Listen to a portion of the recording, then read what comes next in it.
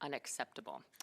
Foreign interference from any country, as we know, including from India, must be put to a stop.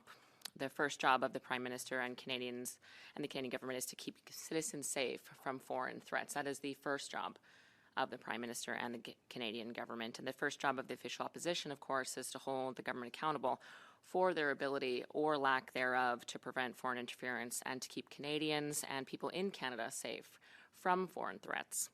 And we certainly expect the full criminal prosecution of anyone who has threatened, murdered, or otherwise harmed Canadian citizens or people on Canadian soil.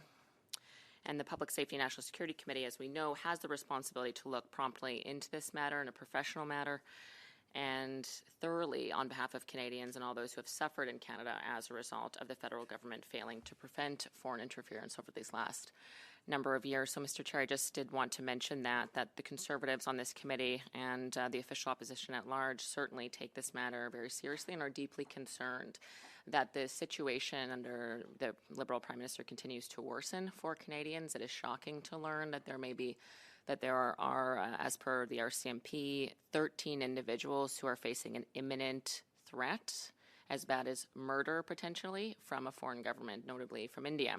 So we are very seized with this issue as Conservatives, and certainly on this committee we are, of course, reviewing the motion put forward by Mr. McGregor. We thank him for bringing forward his 1064 letter, and of course we're keen to sign it so that this committee can look into this matter very, very thoroughly. So thank you, Mr. Chair. I did want to include my thoughts on this, and I believe my colleagues would like to as well.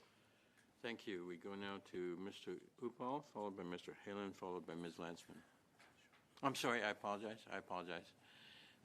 Next is Madame Michaud. Allez-y, s'il vous plaît. Désolé. Pas de problème. Merci, Monsieur le Président. Tout d'abord, j'aimerais remercier Monsieur McGregor d'avoir proposé cette réunion d'urgence. Le Bloc québécois n'a pas hésité à la signer parce que c'est un enjeu. This is an extremely important. Ever get that feeling? Like we're all living in some kind of political thriller. You know what I mean? Oh, absolutely. Every day it's something new. Today's deep dive. We're right in the thick of it. Foreign interference, serious accusations, and a whole lot of head-scratching. Sounds intriguing already. What's on the agenda? It all starts with you, dear listener. You sent us this, well, it's like a fragment of a conversation. Maybe from the Canadian Parliament. Not totally sure. Ooh, a mystery. I love it. Okay, so we're playing detective today. Exactly. Think we can handle some international intrigue. Bring it on! 2 heads are better than 1, right? What have we got? Right off the bat, they mention the Prime Minister, the Conservatives, official opposition.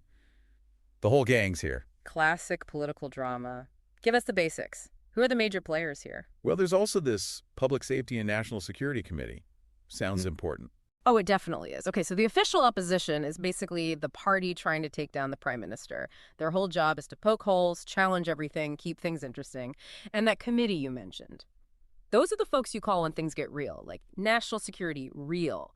Think espionage, threats, foreign interference, that kind of stuff. Speaking of foreign interference, they keep saying that in this transcript, memo, whatever it is. Yeah. Seems to be the crux of the issue, especially when it comes to India. Right. So what we're talking about here isn't just like politely suggesting a different policy. This is about a foreign government trying to, shall we say, influence things. Think disinformation campaigns, maybe a little economic pressure. Oh, so not exactly friendly diplomacy then. Not quite. Yeah. We're talking about potentially manipulating elections, using espionage, even threats. And this case gets even more intense because they specifically mention 13 individuals facing threats to their lives. Okay, yeah, that's a whole different level of serious. So we're not just talking about swaying public opinion here. This is about potentially silencing people, maybe worse. Exactly. And those kinds of accusations, especially against another country, are a huge deal. This could be a sign that things are escalating, that some countries are willing to get their hands dirty to get what they want. And to make matters even more, dramatic, the transcript straight up demands full criminal prosecution. Wow. They're not messing around. But how do you even begin to investigate something like that? Especially when another country is involved. It's like an international game of Clue. Right. Who do you even call? You'd need intel agencies, international cooperation, the whole 9 yards. And even then, it's tough. Proving foreign interference is like, well, imagine trying to catch smoke with your bare hands.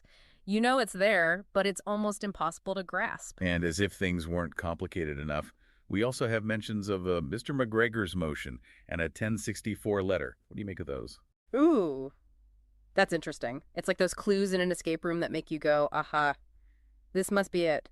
My guess, Mr. McGregor probably presented a motion to launch a formal investigation, and something tells me that 1064 letter was his smoking gun. Okay, so let me get this straight.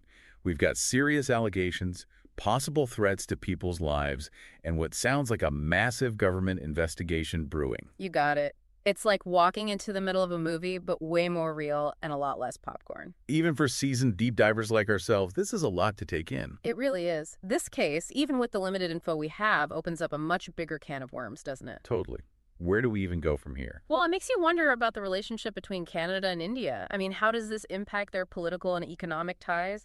And on a global scale, are we seeing a new era of international relations? One where the lines are blurred and anything goes. Exactly. Big questions, no easy answers. The best kind of questions, if you ask me. Listeners, that's what we leave you with today. What happens when countries overstep? Who protects those caught in the middle? And what does this case tell us about the threats faced by democracies in a world where influence can be a weapon? Think about it. Until next time, keep those thinking caps on, and remember sometimes the most crucial answers are the ones we have to unearth ourselves. Happy digging.